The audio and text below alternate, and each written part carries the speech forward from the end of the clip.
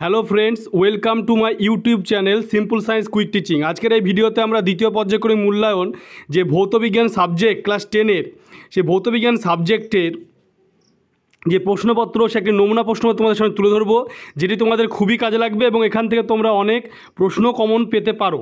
দেখতে পাচ্ছ প্রথমে রয়েছে গ্রুপ এ, যে প্রথম যে 7টি যে এমসিকিউ লিখতে হয় সেই 7টি এমসিকিউর মধ্যে ফার্স্ট যে এমসিকিউটি রয়েছে, এসটিভিতে 2 মোল অক্সিজেনের আয়তন, এখানে 4টি অপশান রয়েছে, উত্তর হবে 44.8 লিটার। এরপরে নেক্সট যে প্রশ্ন রয়েছে সেই নেক্সট প্রশ্নটি হলো যে একটি গ্যাসের বাষ্প ঘনত্ব 8.5, এনটিপিতে 17 গ্রাম ভরের গ্যাসের আয়তন হবে। এই প্রশ্নটির উত্তর হবে 22.4 লিটার। কোনটির ওপর ধাতুর পরিবেদাঙ্ক নির্ভর করে? এই 4টি অপশনের মধ্যে উত্তর হবে উপাদানের প্রকৃতি। এরপরে নেক্সট যে প্রশ্ন রয়েছে 1.4 দাগে, গৃহবর্তনীতে সুইচ যুক্ত থাকে কোন তারে? এটা উত্তর হবে লাইভ তারে। প্রদত্ত এককগুলির মধ্যে কোনটি রোধের এসআই একক? উত্তর হবে ওহম। এরপরে নেক্সট যে কোশ্চেন রয়েছে 1.56 দাগে, NH3 শুষ্ককরণে ব্যবহৃত হয়। এই প্রশ্নের উত্তর হবে CaO।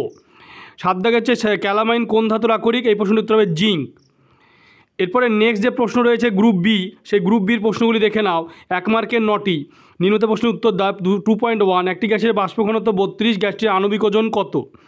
অথবা 1.7 গ্রাম অ্যামোনিয়া গ্যাসের এনটিপিতে আয়তন কত? 2.2 দাগে রয়েছে কঠিন পদার্থের প্রসারণ গুণাঙ্কগুলির মধ্যে কোনটির মান সর্বাধিক? অথবা পদার্থবিধি সত্য না মিথ্যা লেখো। পিতল ও লোহার দ্বিতীয়পাতে সমভাবে তাপ দিলে লোহা বাঁকের বাইরের দিকে থাকে। এরপরে নেক্সট যে প্রশ্ন রয়েছে 2.3 দাগে, যে গ্যাসের আয়তন প্রসারণ গুণাঙ্কের মান কত?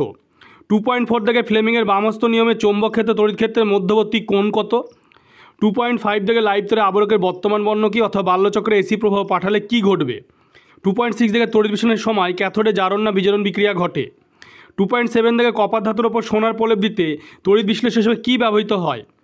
অথবা শূন্যস্থান পূরণ করো অ্যামোনিয়া গ্যাসকে শনাক্ত করতে ড্যাশ বিকারক ব্যবহৃত হয়। এরপরে নেক্সট যে প্রশ্ন রয়েছে সেগুলি দেখে নাও। 2.8 দাগে ওলিয়ামের রাসায়নিক নাম ও সংকেত লেখো। অথবা লাইকার অ্যামোনিয়া কী? 2.9 দাগে থার্মিন মিশ্রণে Fe2O3 ও Al চূর্ণের অনুপাত কত? অথবা তামার একটি আকরিকের নাম লেখো। এরপর নেক্সট যে রয়েছে গ্রুপ সি, যে নিম্ন প্রশ্ন উত্তর দাও, সেটা হচ্ছে 2 মার্কের 3টি প্রশ্ন লিখতে হবে। প্রথম হচ্ছে 220 ভি 60 ওয়াট 110 ভোল্ট 60 ওয়াট বৈদ্যুতিক বাতি দুটির রোধের অনুপাত নির্ণয় করো। অথবা একটা বৈদ্যুতিক বাতিকে 220 ভি মেন্সের সঙ্গে যুক্ত করলে 2 অ্যাম্পিয়ার তড়িৎ প্রবাহ ঘটে। ওই বাতিকে 110 ভোল্ট মেন্সের সঙ্গে যুক্ত করলে কত প্রবাহ ঘটবে? 3.2 জায়গায় দেখতেছে খোলা বাতাসে রাখলে তামার তৈরি পাত্রে সবুজ ছোপ পড়ে কেন? অথবা CuSO4 জলীয় দ্রবণে 1 টুকরো জিঙ্ক যোগ করলে কী হয়?